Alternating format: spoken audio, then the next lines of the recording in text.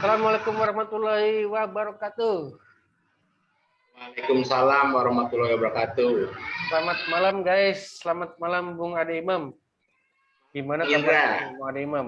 Alhamdulillah baik, ya. Alhamdulillah. Ya, berjumpa lagi ya di channel Indra Pamanukan yang mantap ini Bung. Ya. Channel yang serba ada. Ya, serba ada, benar. Update, ringan, berisi, dan kontekstual. Ya, mudah-mudahan channel ini bermanfaat untuk orang banyak. Apa kabar semuanya, teman-teman semua yang di sana? Semoga sehat-sehat selalu dan rezekinya mengalir deras. Iya. Yang kali ini kita bertemu lagi dalam konten khusus filsafat ya, mengenal filsafat bersama Bung Ade Imam bagian ke-9. Dan Bung, ini baru saja ada berita hangat ya kemarin, berita duka cita tentang tenggelamnya KRI Nanggala 402. Iya, saya juga tahu dari channel Bung Indra nih. Saya kan udah lama nggak nonton TV, makanya beritanya lewat medsos semua saya tahu berita-berita. Iya, gimana tuh Bung Indra? Coba bisa diceritain ada apa musibah KRI Nanggala 402 itu? KRI Nanggala 402 ya. Saya iya, gimana tuh? Tadi mengutip dari Wikipedia ya. Saya cetak Bung, saya bacakan ya. Biar tahu, karena kan orang taunya KRI Nanggala 402, tapi nggak tahu bagaimana latar belakangnya, sejarahnya ya. Kita akan bacakan dulu nih, Bung nih. Saya dari Wikipedia mengutip ya. KRI Nanggala 402 itu dikenal sebagai Nanggala 2. Merupakan kapal selam kedua dalam jenis kapal selam kelas Cakra. KRI Nanggala berada di bawah kendali Satuan Kapal Selam Komando Armada RI Kawasan Timur. Kapal ini merupakan kapal kedua yang menyandang nama Nanggala dalam jajaran TNI Angkatan Laut dan termasuk dalam armada pemukul TNI Angkatan Laut. KRI Nanggala 402 hilang kontak pada Rabu 21 April 2021 saat melakukan latihan penembakan torpedo di Laut Bali. Kapal selam ini membawa 53 awak. KRI Nanggala kemudian dinyatakan tenggelam pada hari Sabtu, tanggal 24 April 2021 oleh TNI Angkatan Laut setelah ditemukannya puing-puing yang diduga berasal dari kapal selam tersebut. Nah, Nanggala berasal dari nama senjata tombak yang kuat tuh milik Prabu Baladewa, Bung. Baladewa ini pewayangan ya. Tokoh pewayangan. Pewayangan ya. Dan senjata tersebut digambarkan di lencana KRI Nanggala. Kapal selam ini juga dikenal sebagai Nanggala 2 untuk membedakannya dengan KRI Nanggala S02, kapal selam lain yang usianya lebih tua. Nah, sebelumnya kita ketahui, Bung, kapal ini juga pernah mengalami perbaikan-perbaikan ya. Jadi kapal ini dibuat atau dipesan pada tahun 1977 seharga 625 juta dolar Amerika dari Jerman. Gitu ya.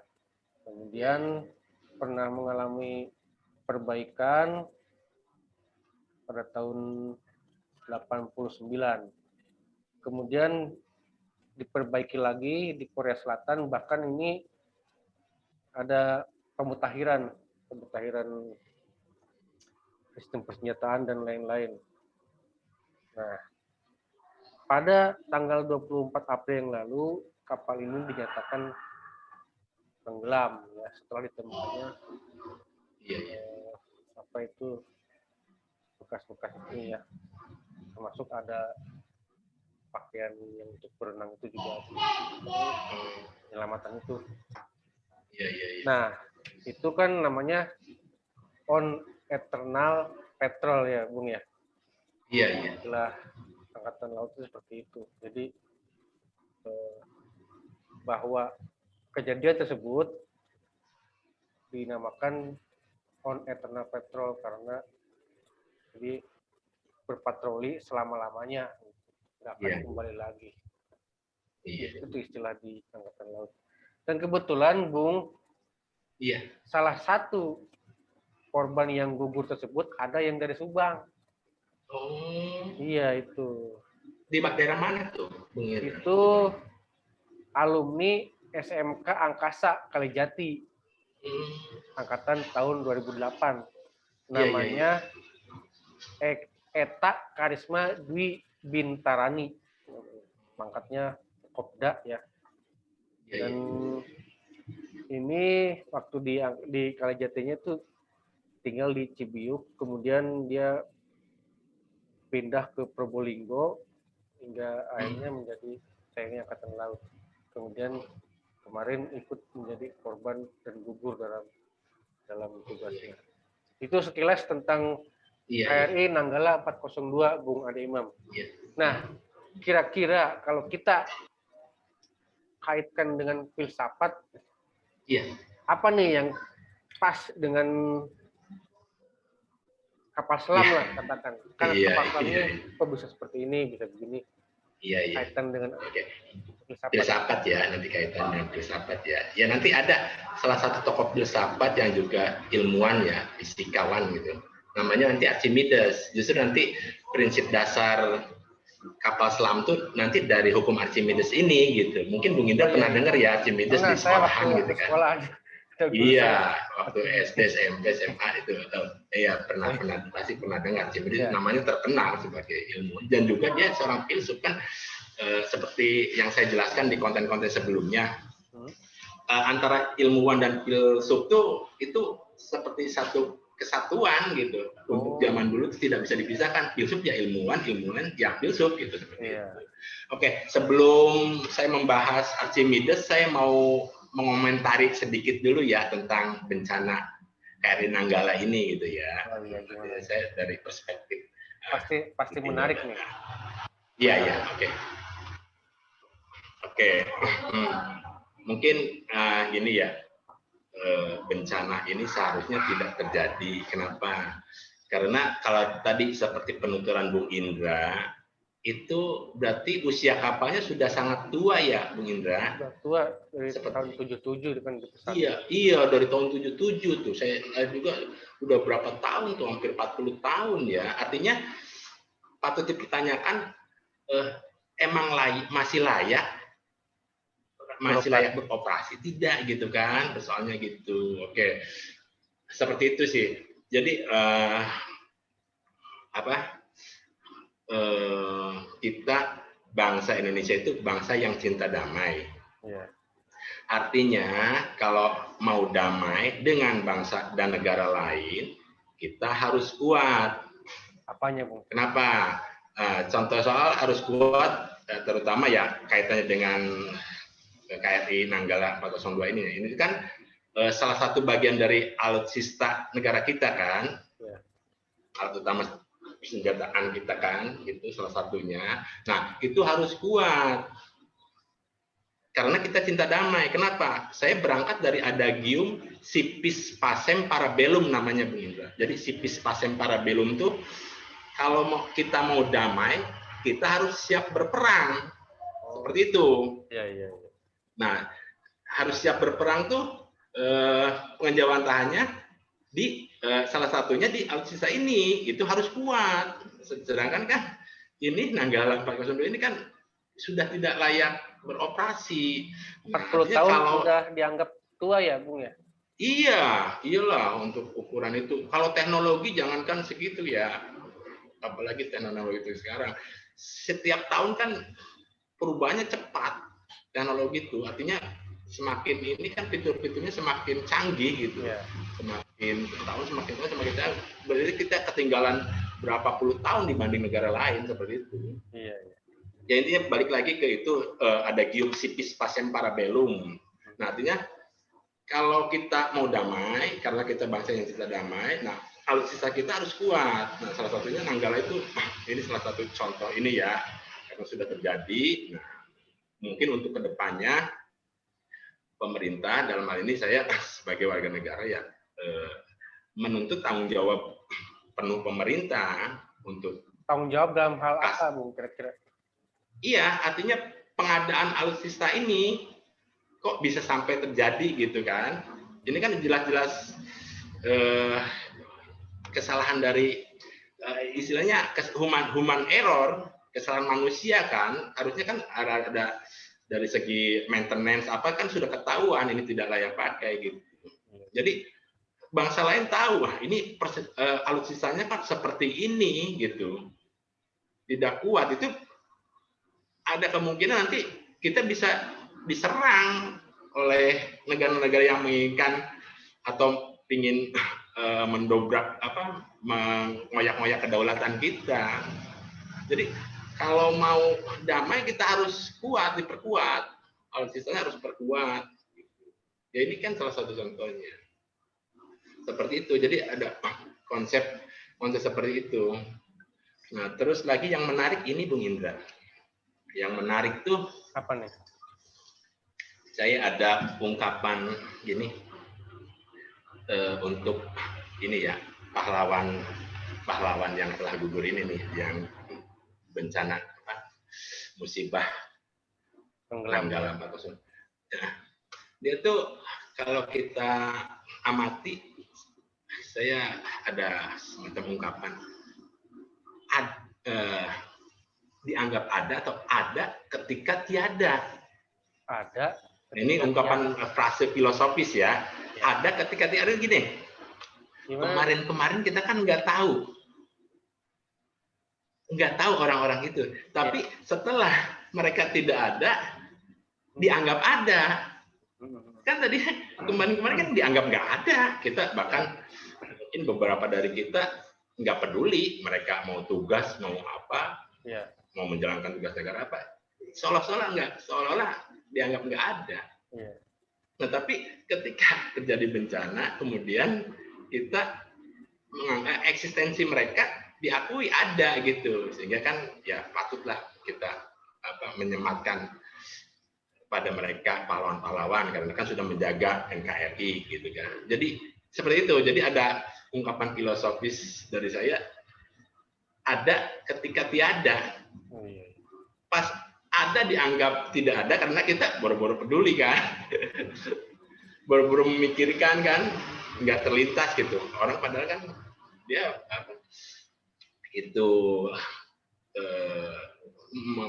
menunaikan tugas negara untuk menjaga kedaulatan kita, khususnya di laut gitu kan. Itu dianggap nggak ada kemarin-kemarin, tapi setelah bencana terjadi, mereka muncul, dianggap ada. Yaitu ungkapan filosofinya ada ketika tiada, seperti itu. Jadi bukan antara ada dan tiada ya, bukan ya? Iya. Oke, lanjut aja ya. Nanti sesuai topik bahasan kita.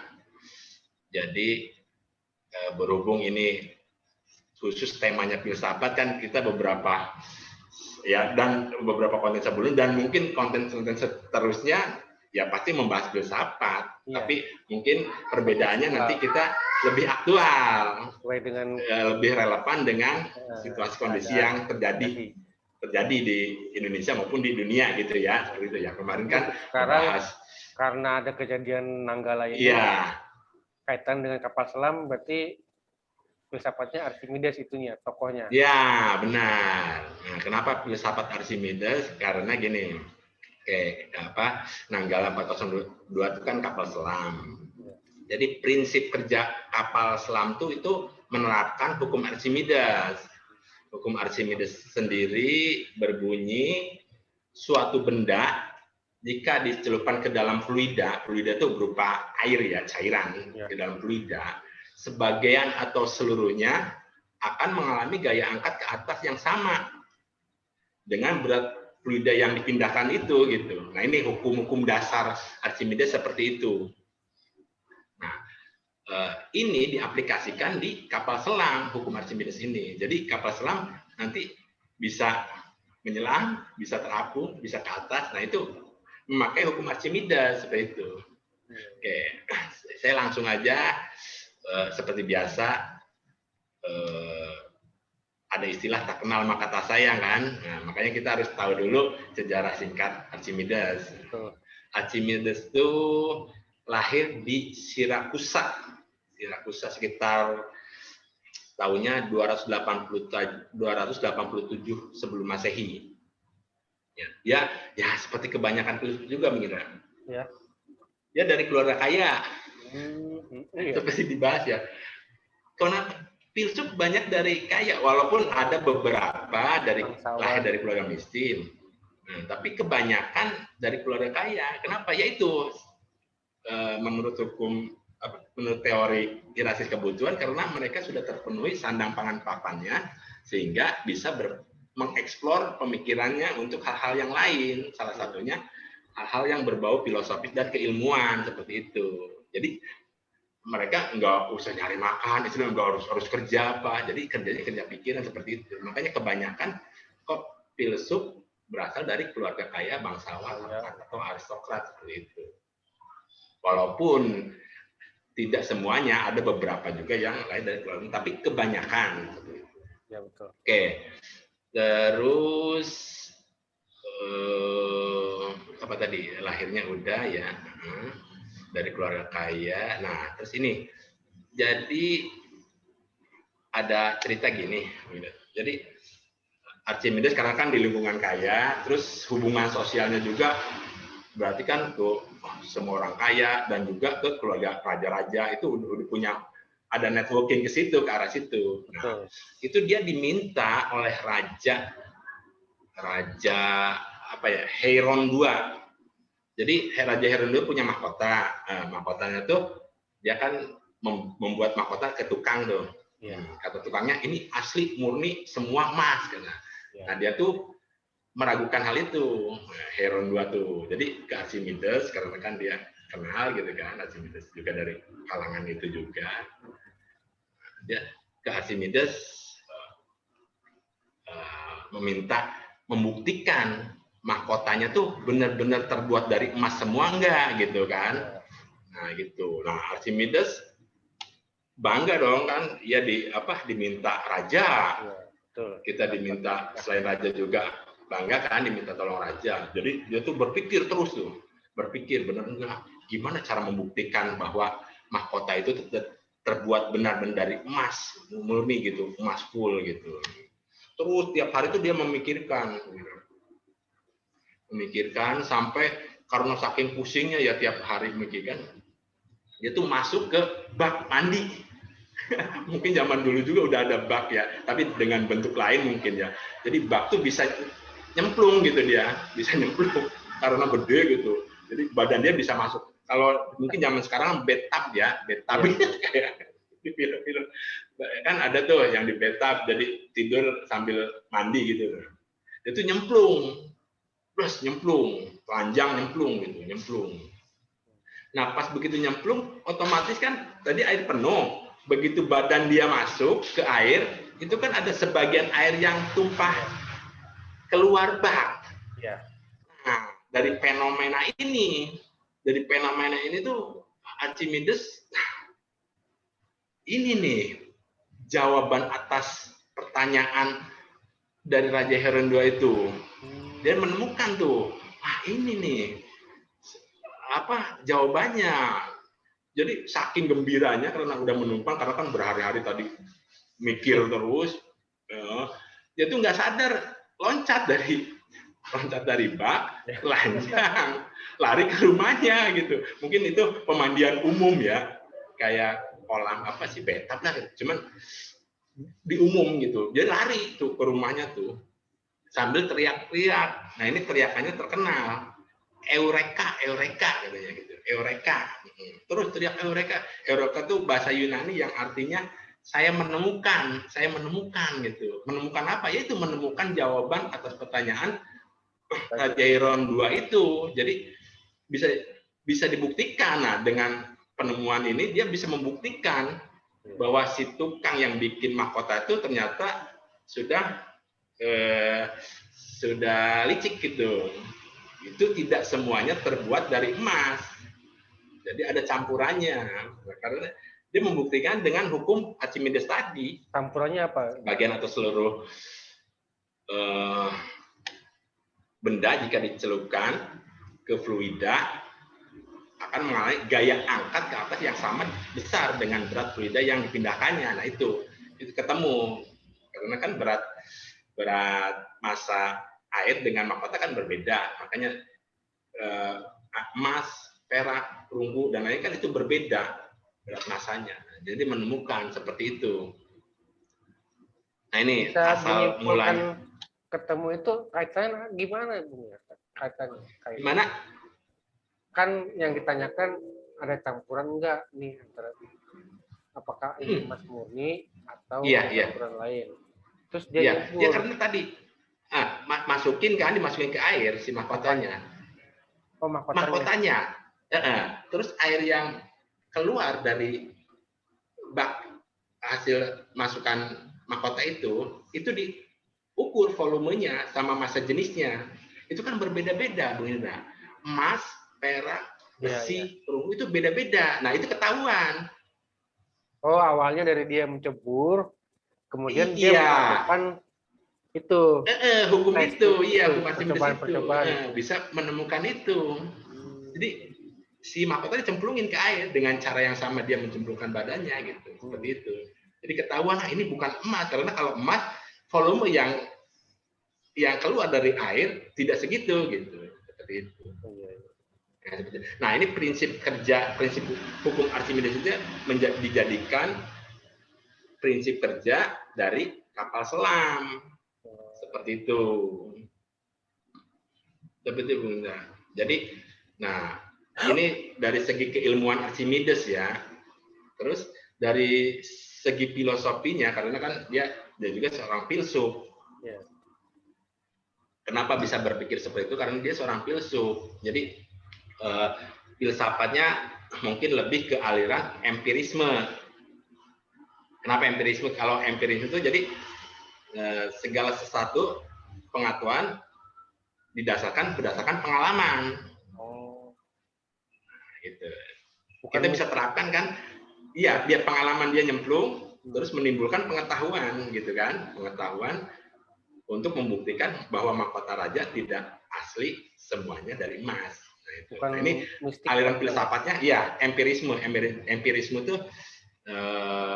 mempunyai makna filsafat yang mendasarkan diri pada pengalaman manusia sehingga menimbulkan sebuah pengetahuan seperti itu.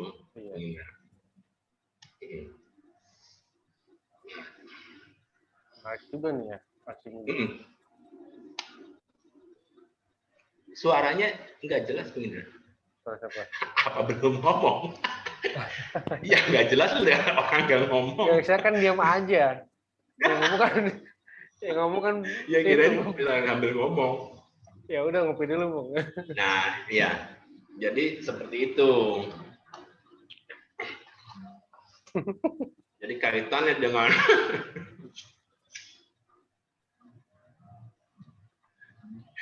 dengan Nanggala 402.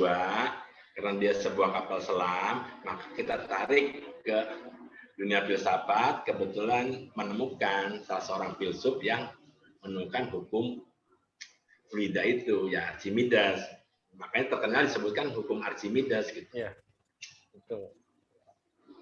Saya juga diterapkan menjadi prinsip kerja. Apa ya waktu itu ya? Kimia kalau nggak salah. Gimana? Dia ada di pelajaran kimia kalau nggak salah, hukum Archimedes ini. Iya ada di fisika, lebih tepatnya fisika.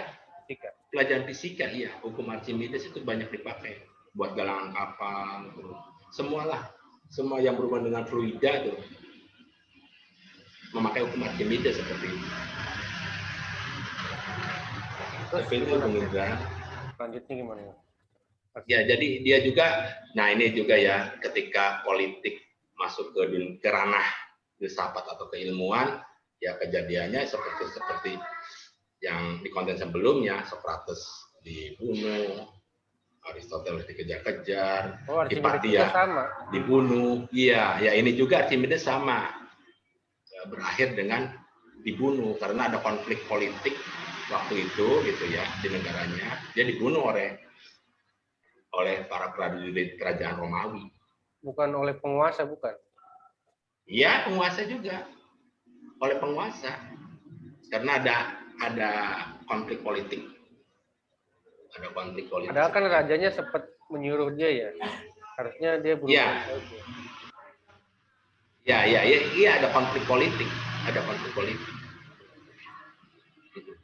Seperti itu, Bung Indra. Jadi kaitannya dengan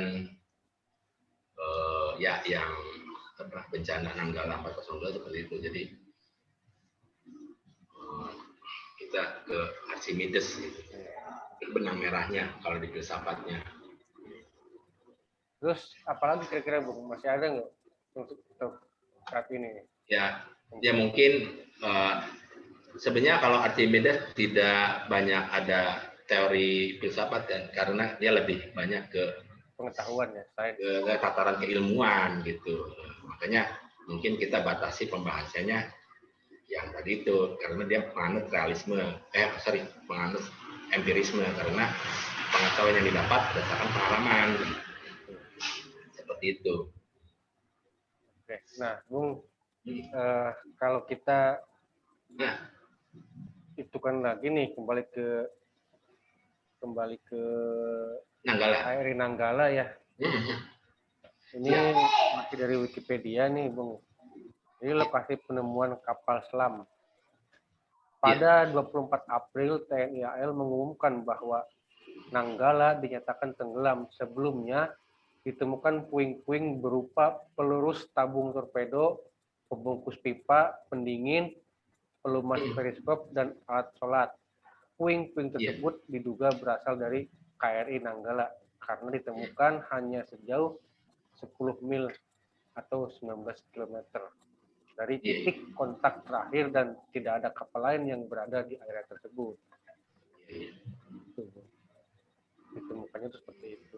Jadi dia tenggelam di kedalaman 838 meter kedalaman laut. Jauh di bawah kedalaman operasi maksimum. Dia kan maksimumnya 500 meter. Ini tenggelam sampai 800 lebih. Iya. Ya itu lagi, balik lagi kalau misalkan realitas seperti ini, ya dunia kan udah tahu berarti kan bahwa alutsista kita, negara kita lemah gitu kan. Nah, sedangkan kita kan cinta damai, ya harusnya diperkuat. Ya balik ke adagium tadi, Civis pacem para bellum. Ini kan memancing negara lain yang menginginkan ingin menguasai atau apalah, ingin mengoyak-ngoyak kedaulatan ini bisa saja kan, karena ini lemah, pasti gampang diterobos gitu, gampang diserang istilahnya. Ya, justru itu ini tanggung jawab pemerintah harus diperbaiki gitu. Peralatan yang baru ya, Bu. Iya, harus peralatan ininya supaya, karena kan kita cinta damai. Kalau tahu lemah kita bisa diserang.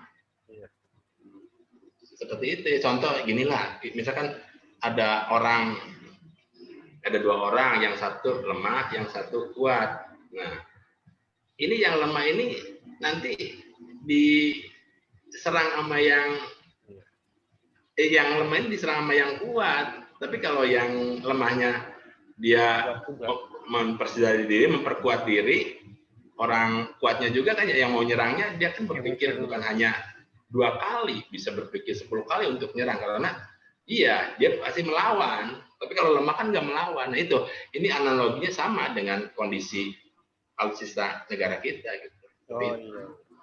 Ya ini PR bagi pemerintah gitu. Oke.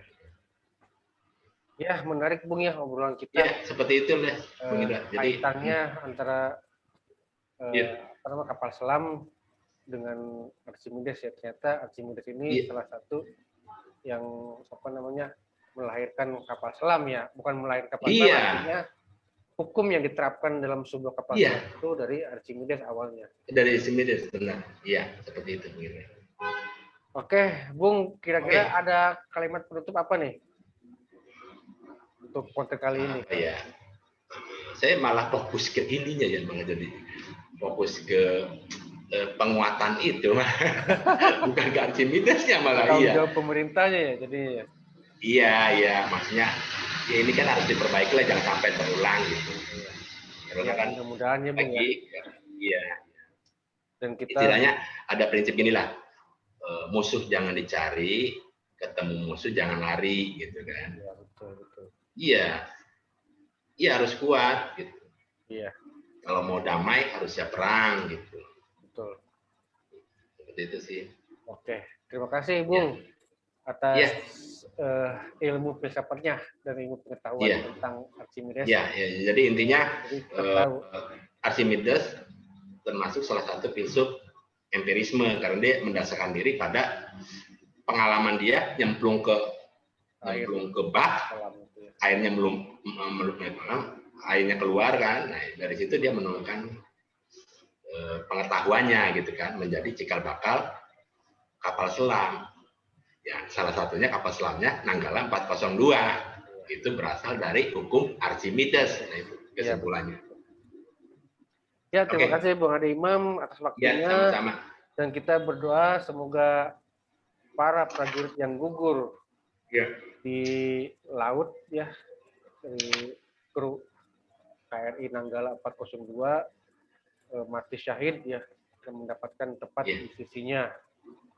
Dan semoga pemerintah ke depannya memperhatikan lagi, memperbaiki lagi, dan sistem alutsista kita semakin baik ke depannya sehingga tidak mudah terjadi musibah ya.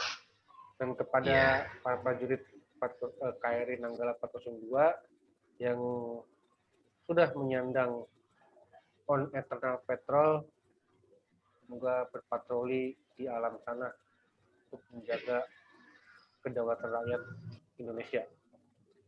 Terima kasih Bung Ade Imam. Salam dahsyat Bung. Dan pada teman-teman yang di sana yang menyaksikan video ini, jangan lupa untuk klik, like, and subscribe. Terima kasih. Assalamualaikum warahmatullahi wabarakatuh. Waalaikumsalam warahmatullahi wabarakatuh.